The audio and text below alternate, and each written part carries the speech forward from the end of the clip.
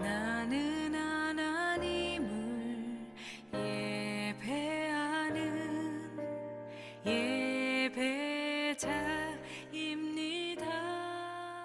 교회 안에 많은 사역이 있지만 모든 사역 가운데 다 귀하고 소중한데 그 가운데서도 이 교회학교 교사 사역은 너무나 중요합니다. 그런데 사람들이 이 교회학교 교사를 뭐라고 말하냐면 교회의 3D 업종이다 이렇게 말을 합니다. 들어보셨나요? 그만큼 힘든 사역이 이제 교회학교 교사다 이렇게 이야기를 합니다. 기독교 신문에 나온 그 교회학교 교사와 관련된 제가 통계 자료를 한번 보았는데 이건 합동 측 교회 자료인데 우리 통합 측도 별반 다르지는 않습니다. 교회학교 교사들에게 이렇게 물어봤어요. 어떻게 교사가 됐습니까? 이렇게 물어봤더니 35%가 사명감 때문이다. 교사의 사명감 때문에 했다. 이렇게 말하고 주변에 권유로 했습니다. 구역에서 남녀 선교에서 교사가 부족하니까 좀 해달라. 이렇게 해서 한 30%가 또 했다고 하고 또 아이들이 너무 사랑스러워서 했습니다. 20%가 했고 또 10%는 뭐였냐면 목사님의 광고에 이끌려서 했습니다. 이렇게 대답한 사람도 있다고 합니다. 또 교사로 봉사한 기간을 또 이렇게 보니까 6년 이상이 30%, 5년 이하가 13%, 4년 이하가 7%, 3년 이하가 9%, 2년 이하가 19%, 또 1년 이하가 17%. 이렇게 해서 이 구조가 어떻게 되냐면 오랫동안 한 사람들이 좀 있고 1, 2년 하다가 그만하는 사람들이 있고 이 중간에는 없다 이렇게 통계가 나왔습니다. 근데 염려스러운 건 뭐냐면 계속 교사할 겁니까? 교사로 봉사하실 겁니까? 이렇게 물어봤더니 계속 하겠습니다. 4년 이상 봉사하겠습니다. 31%, 1년만 하고 그만두겠습니다. 28%, 한 2년만 하고 그만두겠습니다. 26% 이렇게 얘기를 했어요. 무슨 말이냐면 현재 교사들도 내가 한 교사 좀 하다가 좀 그만하겠습니다 하는 분들이 3분의 2가 그렇게 대답을 했다고 합니다. 그러니까 교사하다가 여차하면 좀 교사도 쉬어야지 그만둬야지 이렇게 생각을 하고 있다라는 것입니다. 여러분 이러한 어떤 조건 상황 속에서 과연 양질의 그 교회 교육이 이루어질 수 있을까? 목사님이나 전도사님한테만 그 교회 학교 사역을 다 그렇게 맡길 수 있을까 하는 생각을 다시 한번 해봅니다.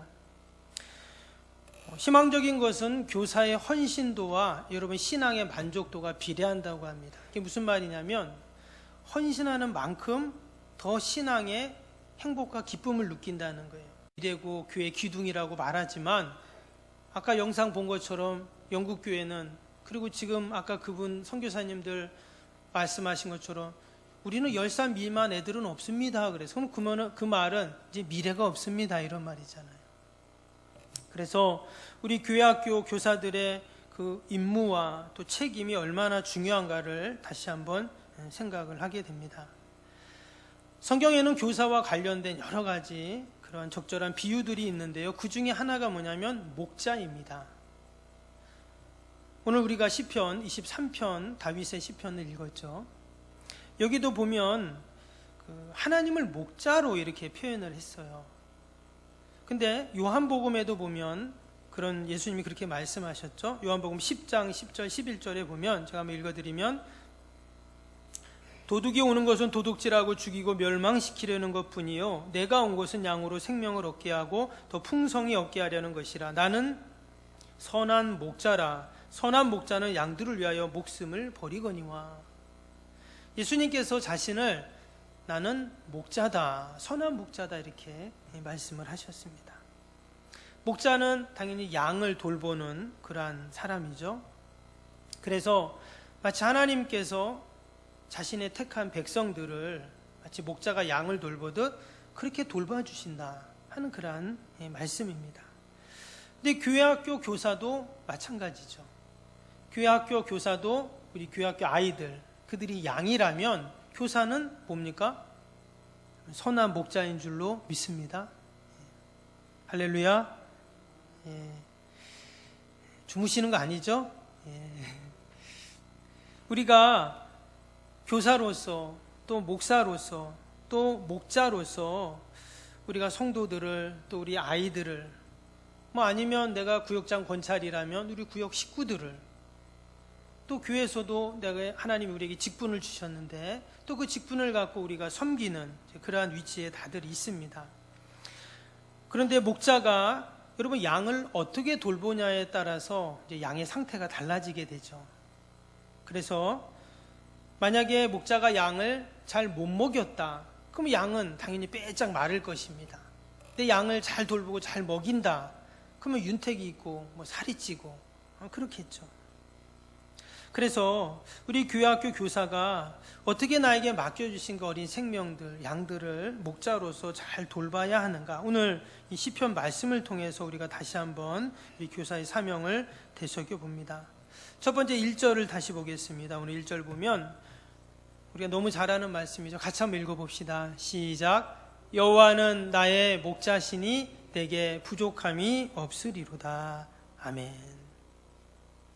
이 말씀을 통해서 목자는 어떤 자인가, 교사는 어떤 사명을 감당해야 하는가, 공급하는 자다라는 것을 우리는 알 수가 있습니다. 목자가 양들을 돌볼 때 가장 해야 할 일 중에 하나는 먹을 것을 주는 것입니다. 먹을 것이 있는 풀로 인도하고 먹을 곳이 있는 물로 인도하고, 그래서 양들을 먹이는 일이 가장 중요한 일이죠. 특별히 이 팔레스타인, 이스라엘 이 지역은요 건조한 땅입니다. 그리고 뭐 풀이 많지 않죠. 그래서 풀이 있는 곳으로 양들을 이끌어가고 또 초장으로 양들을 데리고 가야 먹을 수가 있는 곳입니다. 창세기에 보면 창세기 37장에 야곱의 아들들이 나옵니다. 그래서 그 12아들들이 이제 양을 칠 때 어떻게 했냐면 먼 곳으로 이제 이동을 해요. 그래서 그 요셉의 형들이죠, 야곱의 아들들 가운데 그들이 헤브론에서 저 위에 세겜까지 양들을 몰고 갔다는 그런 말씀이 창세기 37장에 나옵니다. 근데 그들이 원래 있던 곳이 어디냐면 아브라함이 정착했던 곳이 헤브론이라는 곳이거든요. 한참 밑에입니다. 근데 세겜은 한참 위로 올라가야 돼요. 무려 100km도 넘는 먼 길을 그 양들의 목초지를 위해서 이동했다가 또 와야 되는 이제 그런 일들이 이제 있었다는 거예요. 그래서 이처럼 목자가 하는 일은 뭐냐, 양이 먹을 것을 양에게 풀을 먹이고 먹을 것을 주기 위해서 그 양들을 다 몰고 먼 길을 여행하고 또 데리고 오고 보살피는 그런 일들을 해야 된다는 거예요. 이 양이 한 가지 특성이 있다고 합니다. 뭐냐면 여러분, 호랑이나 사자 같은 거는 이렇게 막 짐승을 잡아먹고 또 먹을 게 없으면 한참 동안 또 뭐 굶고 그러잖아요. 그래도 상관이 없는데 이 양은 이 내장 구조가 다르게 돼가지고 매일같이 먹지 않으면 안 된답니다. 매일같이 그 풀을 먹어야 돼요. 그래야 그 소화기관에 문제가 안 생긴다는 거예요. 그래서 한 번 먹고 한 며칠 안 먹었다가 먹을 게 없으면 쉬었다 또 많이 먹고 이렇게 할 수 없고, 그 양들의 식성은 매일같이 먹을 목초가 있어야 된다라는 거예요. 그러니까 이 목자가 있어야 되는 것이죠. 근데 오늘 1절에는 뭐라고 했어요? 여호와가 나의 목자시니 내게 부족함이 없다 그랬어요. 그러니까 늘 부족함 없이 배부르고 또 풍성하게 먹었다라는 말이죠. 그럼 우리 교사들이 아이들에게 해 주어야 할 일 중에 하나가 무엇이냐? 말씀드린 것처럼 먹이는 일인데 우리는 뭘 먹여야 될까요? 영적인 양식을 먹이는 일을 하는 것이 우리 교사들입니다. 늘 영적인 양식이 풍성할 수 있도록 먹여야죠. 목사인 저도 마찬가지입니다. 성도들에게 늘 영적인 양식을, 풍성한 양식을 먹일 수 있도록 저도 말씀을 준비하고 기도하고 또 묵상하고, 그렇게 해야 풍성한 그러한 영적인 양식을 먹일 수 있겠죠. 가정에서 부모들도 마찬가지죠. 우리가 자녀들에게 어떻게 하면 건강한 음식, 맛있는 음식 그런 걸 주려고 하잖아요. 영적인 것도 마찬가지죠. 영적인 좋은 양식을 자녀들에게 줘야 그 자녀들이 영적으로 그렇게 피폐하지 않고 영적으로 풍성해지겠죠. 교사들도 마찬가지죠. 그래서 우리 석병교회 교회학교 아이들은 영적으로 빼빼하게 마르는 것이 아니라 늘 영적으로 튼튼한 우리 아이들이 우리 선생님들 통해서 될 줄로 믿습니다. 우리 선생님들이 아멘 하셔야 되는데 선생님들이 다 어디 가셨죠? 그 다음에 두 번째 2절을 보겠습니다. 2절, 그가 나를 푸른 풀밭에 누이시며 쉴만한 물가로 인도하시는도다. 그래서 이 목자는 어떤 사명을 감당하는 자면 보호자의 사명을 감당합니다. 그 지역은 이제 풀도 적지만 물도 적죠. 비가 많이 안 오기 때문에 그렇습니다. 때문에 그 목자들을 양들을 이제 목자들이 보호를 해야 되는데 그 찌는 듯한 그 태양, 또 건조한 날씨, 또 주위에는 많은 또 들짐승들이 또 뭐 곳곳에 이렇게 숨어 있단 말이죠. 근데 그 양들을 풀 있는 곳까지 데려갔다가 또 물 있는 곳까지 데려갔다가, 여러분 이런 일들을 이제 지금 목자가 하는데 늘 위험이 도사리고 또한 어려움이 있게 됩니다. 특별히 우기 때는 괜찮겠죠. 그래도 비가 좀 오니까. 이들에게 우기는 언제냐면 4월 달부터 10월 달까지가 우기입니다. 그나마 그때는 괜찮은데 건기가 되면 11월부터 이제 3월 달쯤 비가 안 오거든요. 그러면 당연히 풀이 없겠죠. 근데 양들은 풀을 먹어야 되니까 뭐 사료, 당시에는 사료 같은 게 없어요. 그럼 어떻게 하냐? 풀이 있는 곳으로 가야 돼요. 풀이 있는 곳은 어디냐? 저 위쪽으로 올라가서 골짜기로 가야 됩니다. 그래서 그 골짜기까지 가야 그나마 그쪽에는 이제 습하고 물이 있고 이제 풀이 있는 것이죠. 그 먼 곳까지 가려면 뭐 당연히 협곡을 지나야 하고 야생 들짐승들이 있고, 그래서 4절에도 뭐가 나와요? 사망의 음침한 골짜기라는 표현이 나왔어요. 그쪽으로 가야, 골짜기로 가야 풀이 있기 때문에 그런 거거든요. 물도 있고. 근데 그런 어려움이 많죠. 때문에 그 목자들이 양을 보호하지 않으면 푸른 풀밭, 쉴만한 물가는 갈 수가 없어요. 그래서 목자가 하는 일이 뭐냐? 말씀드린 것처럼 보호하는 그러한 역할을 하는 거죠. 여러분, 양은 아무런 방어 능력이 없죠. 공격할 것도 없습니다. 보니까 어떤 양은 뭐 뿔도 이렇게 있지만 그거는 이제 야생 양이고요. 키우는 양은 그런 뿔이 없습니다. 뭐 코뿔소 같은 그런 뿔이 없어요. 염소 같은 그런 뿔이 없어요. 그렇다고 이빨이 좋냐? 뭐 이빨도 풀을 먹으니까 이빨도 그런 이빨이 아니죠. 손톱, 발톱, 사자나 호랑이 같은 발톱이 아니죠. 그렇다고 양이 막 빨리 뭐 치타나 이런 것 좀 도망갈 수 있냐? 그렇지도 않잖아요. 뚱뚱해가지고 막 끼우뚱 거리고. 그리고 양이 눈이 나쁘다고 하죠. 그래서 저게 늑대인지 뭐 아닌지 뭐 모른다는 거예요. 낭떠러진지 아닌지 구덩이인지 아닌지 이게 독초인지 좋은 풀인지 그런 거를 잘 구분을 못한다는 겁니다. 때문에 누구의 보호가 필요할까요? 늘 목자의 도움이 필요하다라는 것입니다. 그래야 좋은 풀밭으로 또 좋은 물가로 가서 그렇게 안전하게 풀도 먹고 물을 먹을 수 있죠. 여러분, 우리 아이들은 누구의 보호를 받아야 합니까? 선생님들의 보호를 받아야 돼요. 그래서 늘 아이들을 돌보고 아이들을 돌아보고 또 아이들이 지금 신앙의 상태가 어떤지를 늘 점검하고, 여러분 그것이 바로 우리 교사들이 해야 할 일들인 줄로 믿습니다. 가정에서도 마찬가지입니다. 우리 아이들, 손주들을 볼 때 아이고 다 큰 애들 뭐 이제 알아서 하겠지, 그게 아니죠. 영적인 것은 하나님이 우리 부모에게 죽는 그 순간까지 맡겨진 사명입니다. 당연히 장성하면 자기가 알아서 뭐 일도 하고 살지만 영적인 것은 죽는 그 순간까지 부모는 자녀의 영적인 것을 책임져 줘야 돼요. 늘 그들 위해 기도해 줘야 되고, 이미 출타해서 가정을 이루고 멀리 살고 있지만 늘 우리가 기도하잖아요. 자녀들 위해 기도하고 또 기도로 하나님께 자녀들을 올려드리고, 이것이 바로 영적인 돌봄이죠.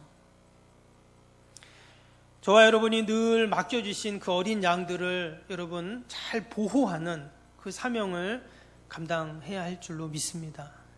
그리고 오늘 말씀에 그를 푸른 초장으로 쉴만한 물가로 인도한다 그랬잖아요. 또 3절도 보세요. 내 영혼을 소생시키고 자기 이름을 위하여 의의 길로 인도하시는도다. 그래서 이 목자의 역할은 뭐냐? 인도하는 자입니다. 인도하는 자. 당연히 좋은 풀 있는 곳, 물 있는 곳으로 양들을 인도합니다.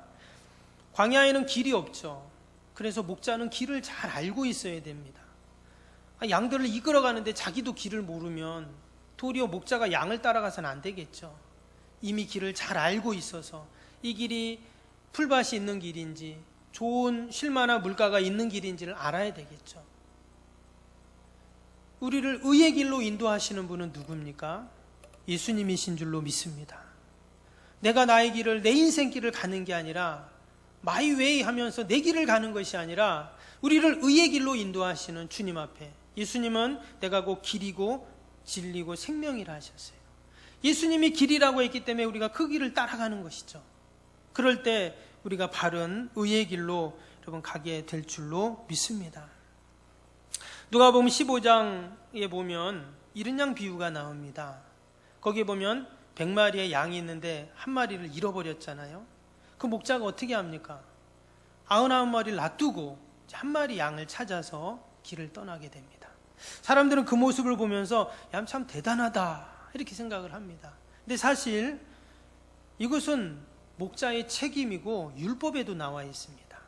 당시의 목자들은 대개 이제 고용 목자라고 해서 이제 돈을 받고 다른 사람의 양을 돌봐줍니다.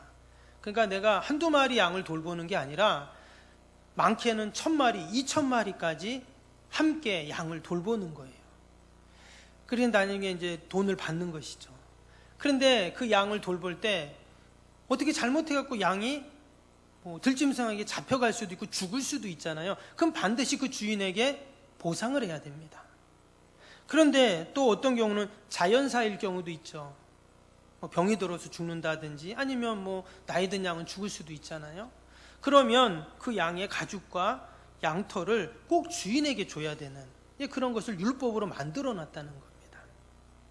때문에 이런 고용 계약에 따라서 양들의 성장과 돌봄의 결과들을 평가하고 그것을 다시금 또 계약을 하는 당시의 목자들은 대부분이 이런 목자들이었다라는 것입니다. 그런데 우리가 양을 치는 목자들 생각하면 되게 낭만적인 생각을 해요. 쫙 펼쳐진 그 목초지에 양들을 쫙 풀어놓고 말 타고 다니면서 양 일로 가면 절로 가라, 저쪽으로 가면 이쪽으로 가라. 그러는 좀 약간 이 목자들을 생각할 때 그런 목가적인 분위기를 생각을 하는데 여러분 실제로 이 목자들의 일은 중노동입니다. 예전에 그 TV의 세계 테마 여행에 한번 이렇게 나온 거를 봤는데 중동에 지금도 이런 그 양을 키우는 그런 이제 목자들이 있는데요. 그 나와서 얘기하는 걸 들어보니까 이 사람들이 진짜 중노동 중에 중노동이다 하는 거예요. 수천 마리의 양을 이렇게 돌보는데 하루 종일 그 양들을 산과 들로 데리고 이렇게 다니는데 다니면서 놀러 다니는 것이 아니라 이 목자는 새벽에 일어나 가지고 저녁 늦게까지 중노동을 하는 거예요. 또 이 먼 길을 왔다 갔다 해야 하는 것도 있지만 늘 이 긴장하고 혹시 어디 들짐승이 나타나진 않나, 또 양들이 문제가 생기진 않나. 그리고 또 양들이 지저분하답니다. 그래가지고 막 파리떼가 엄청나대요. 그러니까 늘 그 양들을 따라다니는 파리 때문에 성가시고 귀찮고, 또 양을 도둑질해 가는 사람이 없나 늘 봐야 되고, 또 양들은요 시도 때도 없이 새끼를 난답니다. 가만히 있다가 양이 없어지면 보면 저쪽 돌 뒤에 가서 또 막 새끼를 난다는 거예요. 그럼 막 또 그걸 돌봐야 되고, 또 양들은 1년에 2번씩 야생이 있잖아요. 양들이. 그러니까 양들 소독을 해야 된답니다. 근데 양들이 얼마나 말을 안 듣고 고집이 센지 소독을 하려면 막 말 그대로 지랄 발광을 한대요. 난리를 치는 거 감당을 못 하는 거예요. 그거 얼마나 힘듭니까? 고역 중에 그 중노역이 바로 이 양을 치는 거예요. 그리고 또 주기적으로 양 털도 깎아야 되고 또 젖도 짜줘야 되고, 그러니까 웬만한 체력으로서는 목자 일을 못 한다는 거예요. 그래서 근데 그 양은 그 양모가 되게 비싸잖아요, 자연 양모가. 그래서 이 지금은, 옛날에는 천한 일이었지만 지금은 이 목자가 양을 치는 일이 고수익 중에 고수익이래요. 중노동에다가 얼마나 힘이 들어요. 그러니까 수익이 많다고 그렇게 이야기를 합니다. 근데 여러분, 교사도 마찬가지죠. 서두에도 제가 교회 사역 중에 제일 힘든 게 뭐라 했죠? 교사라 했잖아요. 마찬가지입니다. 교회학교 교사는 제일 먼저 일찍 나와야 돼요. 저희 교회에서 제일 일찍 먼저 나오는 분이 저하고 전도사님입니다. 당연히 일찍 나와야 이제 불을 켜야 되니까. 그 다음에 교사 선생님들이 제일 일찍 나오세요. 아이들 데리고 오시고 또 교실도 청소도 하시고 정리도 해야 되고 예배 준비해야 되니까 선생님들이 제일 일찍 먼저 나옵니다. 우리 지금 9시 반에 예배 드리니까 선생님들이 9시에 나오세요.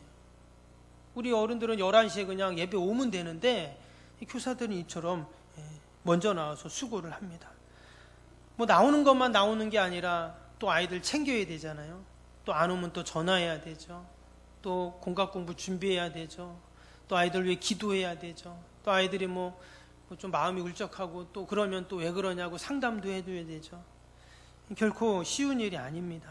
그러나 선한 목자 되신 예수님이 우리를 의의 길로 인도해 주셨던 것처럼 우리도 우리의 자녀들을, 또 우리의 귀한 어린 생명들, 교회학교 아이들을 여러분 의의 길로 인도해야 할 줄로 믿습니다.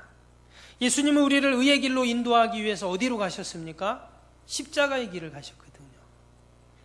때문에 우리 어린 생명들을 의의 길로 인도하는 길은 교사에게는 십자가의 길입니다. 아이들에게는 의의 길이지만 우리에게는 십자가의 길이에요. 결코 만만한 길이 아니라는 것입니다. 그러나 오늘 시편 기자 다윗이 6절에 이렇게 고백을 합니다. 내 평생의 선하심과 인자하심이 반드시 나를 따르리니 내가 여호와의 집에 영원히 살리로다.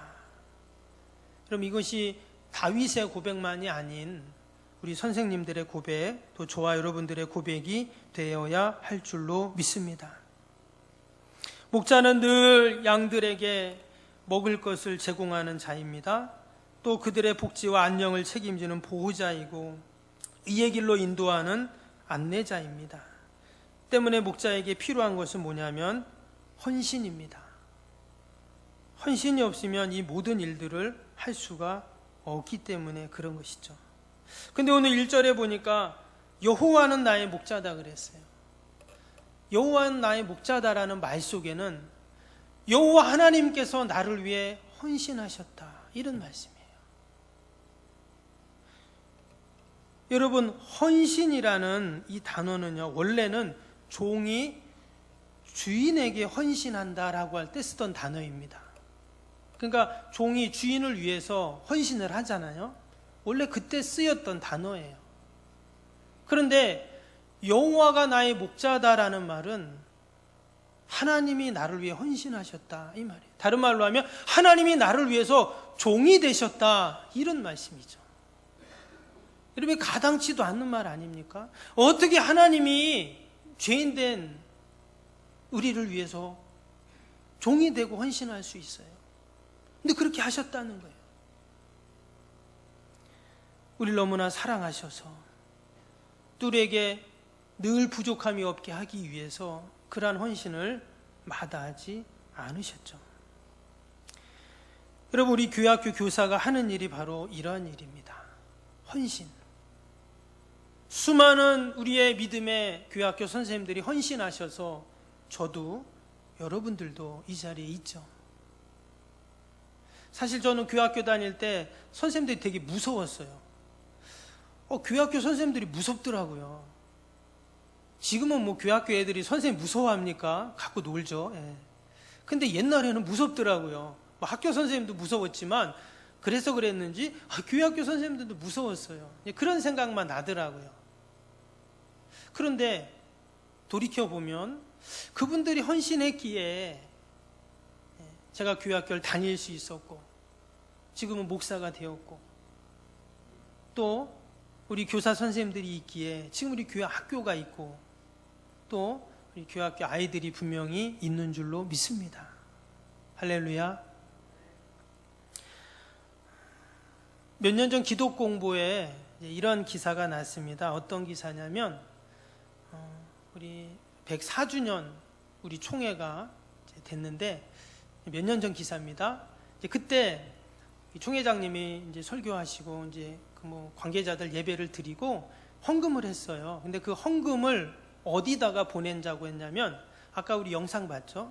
영국의 하노버 교회라고. 그 교회는 그 토마스 선교사를 우리나라 파송했던, 원래 이제 토마스 선교사는 우리가 잘 아는 언더우드 아펜셀러 선교사들 전해왔던 사람입니다. 이제 중국의 선교사로 왔다가 중국에서 이제 중국어 성경을 번역하던 분인데 조선이라는 나라를 듣고 내가 그 나라를 가야 되겠다 하고는 배를 타고 대동강 쪽으로 오다가 대동강 강변에서 내려오자마자 그 관군의 죽창에 맞고 죽습니다. 그때 이제 3권의 성경책을 주거든요. 근데 그 성경책을 받았던 관군들이 이게 도대체 뭐야? 그러고는 보니까 종이잖아요. 당신 종이가 귀한 때인데 그 종이를 갖다가 뭘 할까 하다가 벽지로 붙였답니다. 벽지로 다 이렇게 붙이니까 좋잖아요. 종이니까. 근데 벽지에 거기에 이제 한문으로 성경이 쫙 써 있는 거예요. 그래서 이제 한문을 쭉 읽다가 성경을 읽은 것이죠. 그래서 그때 그 성경을 붙였던 그 집이 우리 널다리 교회라고 나중에 평양의 장대현 교회가 되거든요. 그리고 그 관군이 목사님이 됩니다. 이게 참 놀라운 일이죠. 근데 그 토마스 선교사를 파송했던 교회가 아까 영상에 봤던 하노버 교회라는 교회예요. 무려 370년이나 된 엄청 오래된 그런 교회인데, 근데 아까 보았던 그 할머니 할아버지가 누구냐면 그 교회 목사님하고 사모님이에요. 근데 더 이상 교인이 없으니까 교회를 운영할 수가 없죠. 저 교회는 또 시골에 있는데. 그래서 교회가 문을 닫아요. 그래서 안 된다 해가지고 우리 교단에 그 목사님이 그 교회에 파송이 됩니다. 원래 선교사님이셨는데, 근데 교회를 운영해야 되니까 안 되냐. 우리 총회에서 헌금을 모아서 그 헌금을 104회 총회 때 기념으로 그 교회에 헌금을 보내자 했던 기사가 기독공부에 나왔어요. 여러분 놀라운 일 아닙니까? 우리 한국교회 선교사를 파송했던 그 교회가, 그 선교의 열매가 이처럼 한국교회는 부흥을 했는데, 영국교회는 지금 선교의 대국이었던 영국교회는 저처럼 교회가 팔려갖고 나이트클럽으로, 또 이슬람 사원으로, 또 불교 사원으로, 또 박물관으로 바뀌고 있다는 거예요. 마지막 그 할아버지 목사님이 하신 말씀이 참 인상적이죠. 우리 교회는 10살 미만 애들은 없습니다. 여러분 지금 영국뿐만 아니라 유럽의 대부분 교회들이 그렇지만 영국에는요 이슬람 교도가 10%나 된다고 합니다. 근데 그 인원이 230만 명이에요. 어마어마합니다. 근데 영국에서 아이들이 태어나잖아요. 아이들이 태어나는데 그 중에서 일반 아이들 말고 이슬람 자녀들, 그러니까 이슬람은 산하 제한을 안 하잖아요. 계속 애를 낳는데 일반 사람들보다 이슬람 교도가 애를 낳는 게 8배나 많다고 해요. 그러니까 2040년이 되면, 그러니까 지금부터 20년 이후가 되면 영국은 50%가 이슬람화 된다고 합니다. 지금 3%도 기독교 교회를 안 나가는데 50%가 이슬람. 요즘 이슬람 아시죠? 하루에 5번씩 메카를 향해서 자리 피고 기도를 하는 사람들이에요. 철저합니다. 일하다가도 그 시간이 딱 되면은요 어디선가 무슨 민방위 사이렌이 울려요. 그래서 자리를 쫙 피고는 절을 하는 거예요. 기도합니다. 이때는 아무도 건드려서는 안 돼요. 제가 그것도 모르고 희한하다 사진을 딱 찍으려고 했더니 딱 쳐다보더라고. 사진 찍지 말라는 거예요. 왜? 자기의 신한테 기도하고 경배하는데 뭐 하는 거냐는 거죠. 그렇게 철저하게 믿음을 지키고 신앙생활하는 그 이슬람 교도들이 무려 2040년이 되면 영국은 50%가 된다는 통계가 나왔어요. 이건 영국뿐만 아니라 유럽의 대부분 교회들이 그렇고요. 우리나라도 예외는 아닙니다. 그런데 영국 교회가 왜 그처럼 몰락하고 이슬람화되고 정말 교회가 그 나이트클럽이 되고 박물관이 되고 불교와 이슬람 사원으로 바뀌게 됐나? 결국은 교회 학교가 없어졌기 때문이에요. 거기에는 여러 가지 이유도 있지만 그 중에 하나가 교회 학교에 대한 관심, 교회 학교에 대한 투자, 다음 세대에 대한 그런 간절함이 점점점 사라지면서 결국 교회는 몰락의 길을 간 것이죠. 때문에 우리 교회 학교 선생님들이 목자의 심정을 갖고, 이건 뭐 또 교사뿐만이 아니라 우리 모든 교인들이, 성도님들 다 마찬가지입니다. 우리가 그런 간절함을 갖고 여러분 기도하고 또 우리 다음 세대들에게 투자하고 또 함께 섬겨야 할 줄로 믿습니다. 할렐루야. 여러분, 우리 석병교회도 예외가 아닙니다. 우리도 이 지역에는 아이들이 없어요. 그리고 우리 교인들 중에 이제 아이들이 좀 오는데, 우리가 10년 후, 20년 후, 30년 후 우리 석병교회의 모습이 어떨까를 우리가 한번 생각해 보고, 우리가 다음 세대들, 우리 청년들을 위해서, 우리 교학교를 위해서 늘 우리가 함께 기도하고 또 지혜를 짜고 함께 마음을 모으는 우리 모두가 되시기를 주님의 이름으로 축복합니다.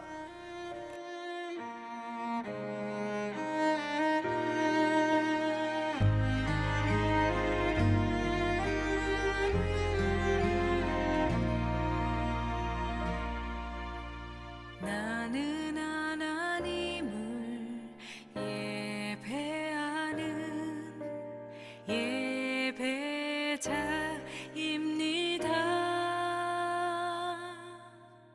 내가 서